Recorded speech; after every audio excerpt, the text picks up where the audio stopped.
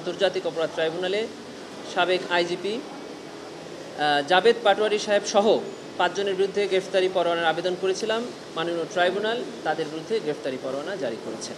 2016 সালে বাংলাদেশের বিভিন্ন জেলায় বিভিন্ন স্থানে কিছু ইসলামী মনোভাবাপন্ন যুবকদেরকে বেআইনিভাবে আটক করা হয়। তারা বিভিন্ন মাদ্রাসার ছাত্র অথবা ইসলামী মনোভাবাপন্ন কিছু যুবক কিশোর।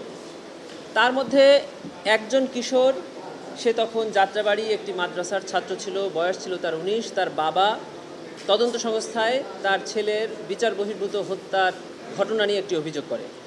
ওই ঘটনা তদন্ত সংস্থা পেয়েছে যে 2016 সালে এরকম সারা বাংলাদেশ থেকে এরকম ইসলামী মনোভাবাপন্ন 6 জন যুবককে গ্রেফতার করে গাজীপুরের জয়দেবপুর এলাকার একটি ভাড়া বাসার দোতলার একটি কক্ষে তাদেরকে রাখা হয়। বাইরে থেকে ওই কক্ষটি তালাবদ্ধ করা হয় এবং বলা হয় যে এখানে জঙ্গিদের আস্তানা আছে।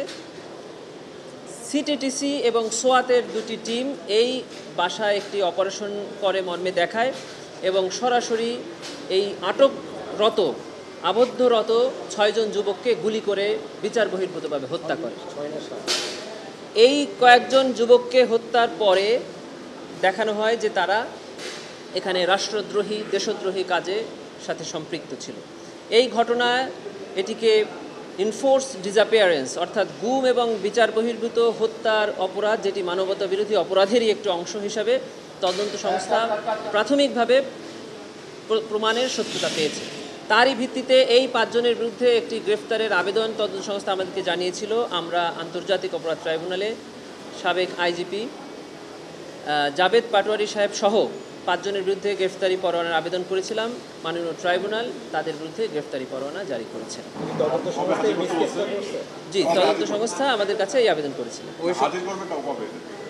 না, বলা হয়েছে যে ইমিডিয়েটলি যখনই তাদেরকে যেখানেই পাওয়া হবে তাদের গ্রেফতার করে 24 ঘন্টার মধ্যে ট্রাইব্যুনালে হাজির করার জন্য বলা হয়েছে। না, আমরা তাদের গ্রেফতারের স্বার্থে এই প্রধান আসামি ছাড়া আর বাকিদের নাম বলছি না। তাদের পরিচয় হলো যে সকল জায়গা থেকে এই যুবকদেরকে বেআইনিভাবে আটক করা হয়েছিল সেখানে এবং যেখানে অপারেশনটা চালানো হয়েছে সেখানের পুলিশ কর্মকর্তাবৃন্দকে এখানে আসামি করা হয়েছে। বগুড়ার এসপি জি, এইটাতে বগুড়ার এসপি আর এএসপির নামও তো আসছে। জি, শুধু বগুড়া না, মানে এই যে 7 জন যুবককে গ্রেফতার করে এখানে আটক রেখে হত্যা করা হলো, তারা দেশের বিভিন্ন জায়গায় থেকে আটক করা হয়েছিল। হতে পারে তাদেরই একজন এরকম একটি স্থানে গ্রেফতার হয়েছিল, যার কারণে সেখানের কনসার্ন পুলিশ কর্মকর্তাকেও এই মামলায় আসামি করা হয়েছে। 7 জন জি। আরও একটা বিষয় ছিল, সেটা হলো জুলাই গণঅভ্যুত্থান চলাকালে চাংখারপুল এলাকায় যে মানবতা বিরোধী অপরাধ সংঘটিত হয়েছিল সেই মামলার বিচার ট্রাইব্যুনালে চলছে। সেখানে বেশ কয়েকজন সাক্ষীর জবানবন্দি ট্রাইব্যুনাল গ্রহণ করেছেন। তার মধ্যে একজন সাক্ষী জবানবন্দি গ্রহণ করার পরে জানতে পেরেছেন যে তার কর্মস্থলে তার কিছু ব্যক্তিগত প্রতিপক্ষের দ্বারা তিনি লাঞ্ছিত হয়েছেন এবং তার বিরুদ্ধে কিছু অশোভন পোস্টার ব্যানার তার কর্মস্থলে ঝোলানো হয়েছে এবং তার বিরুদ্ধে কিছু মিথ্যা প্রোপাগান্ডা ছড়িয়ে তার কর্মস্থলে তাকে অপমান করার চেষ্টা করা হয়েছে। আন্তর্জাতিক অপরাধ ট্রাইব্যুনাল আইনে একজন সাক্ষীর সেফটি, সিকিউরিটি অ্যান্ড ওয়েলবিং দেখার দায়িত্ব রাষ্ট্রের এবং ট্রাইব্যুনালের। সেই অনুযায়ী tribunal concern officer in charge of that particular police স্টেশনকে একটা অর্ডার করেছিলেন যে সেখানে তাকে অসম্মানজনক কোনো ব্যানার বা ফেস্টুন যদি থাকে সেটা ইমিডিয়েটলি রিমুভ করার জন্য এবং রিমুভ করে তার সেফটি সিকিউরিটি ইনশিওর করে ট্রাইব্যুনালকে আজকে অবগত করার জন্য ওই কনসার্ন থানার অফিসার ইনচার্জ সাহেব আজকে এসেছিলেন ট্রাইব্যুনালে এবং জানিয়েছেন যে তিনি এই সাক্ষীর সাথে কথা বলেছেন, তার সকল সেফটি সিকিউরিটির ব্যাপারে উনি যথাযথ ব্যবস্থা নিয়েছেন এবং কলেজ কর্তৃপক্ষকে ব্যবস্থা নিতে উনি চিঠি প্রেরণ করেছেন। না, এটি হলো ওই কনসার্ন ইন্সপেক্টর এই সাক্ষীর সাথে আলোচনা করে উনি যেমনটি চেয়েছেন ওনাকে তেমন সেফটি সিকিউরিটি দেওয়া হয়েছে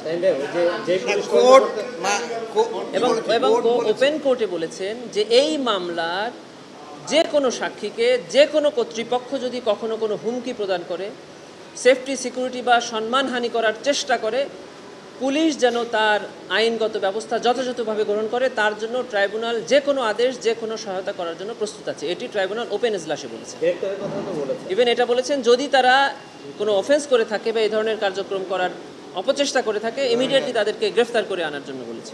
আচ্ছা, আরেকটা ওই যে পুলিশ কর্মকর্তা যখন পরিচয় জানতে চাচ্ছিল তখন উনি বললো যে ছাত্ররা, তো বললো যে এদের কোনো পলিটিক্যাল অ্যাফিলিয়েশন আছে কিনা, ছাত্র দলের কথা বলা হচ্ছে, তো ছাত্র দলের ইয়েরা কেন ওনার বিরুদ্ধে মানে বিষয়টা হয়েছে আপনারা এই জুলাই গণঅভ্যুত্থানের পরে জানেন যে বেশ কিছু সুবিধাভোগী মানুষ তাদের রাজনৈতিক পরিচয় পরিবর্তন করেছেন, অথবা প্রত্যেকটি দলেই কিছু উচ্ছৃঙ্খল অথবা যারা তাদের দলের আইডিওলজিকে মনে প্রাণে ধারণ করেন কিন্তু কার্যক্রমে দেখা যায় না, এরকম কিছু ছাত্ররা থাকতে পারে। এখানে উনি এরকম কথা বলেছেন যে এখানে কিছু ছাত্র রাজনীতি করে এমন কিছু সম্পৃক্ততা আছে। কোর্ট বলেছেন সে যে দলেরই হোক যে পক্ষেরই হোক আইন তার গতিতে চলবে, এবং ইন্সপেক্টর সাহেবকে বলেছেন যে উনি যেন ওনার প্রফেশনালিজম দেখানোর ক্ষেত্রে কোনো রকম কার্পণ্য না করে ট্রাইব্যুনাল সকল রকম সহায়তা ওনাকে দিবেন এই ক্ষেত্রে।